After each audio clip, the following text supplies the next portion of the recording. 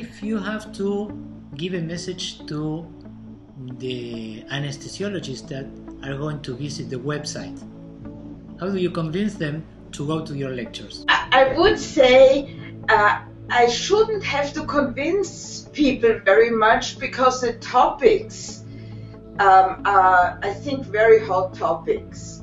So if you, for example, consider perioperative fluid management, this is something that is very much in the heart of every anesthesiologist. And it's also a field where everybody has a very, very strong opinion, but truly we don't know very much. And actually, lately we do know a little bit more than before. So I hope that if we tell people that we try to summarize the latest research in regards to perioperative fluid management, that many people might have an intrinsic interest to listen to that. The other thing is perioperative stress, and I'm lucky because you've chosen topics for me which seem to be, I would assume to many people, very interesting. But perioperative stress and how to manipulate that is so important for post-operative outcomes. And there are so many treatments, from regional anesthesia, pain management, giving whatever, beta blockers, alpha blockers to patients, that I really believe that this will be of great interest for the anesthesiologists.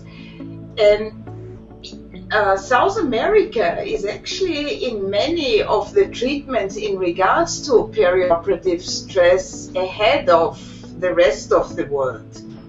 I mean, as far as I've seen and heard, is regional anesthesia is very popular. Many people try to use perioperative lidocaine or things like dexmedetomidine, which are all things that are not established in the States yet.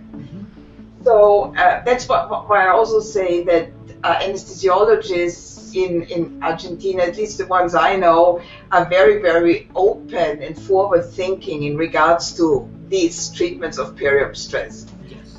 So that I would think is interesting. And then the last topic I'm talking about is thermoregulation and hypothermia.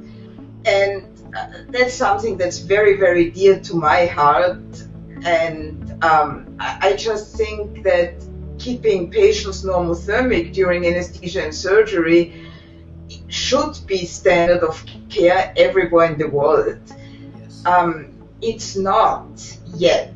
It's not yet in Europe, it's not yet in Asia, it's to a certain extent in the US, and it is not in South America.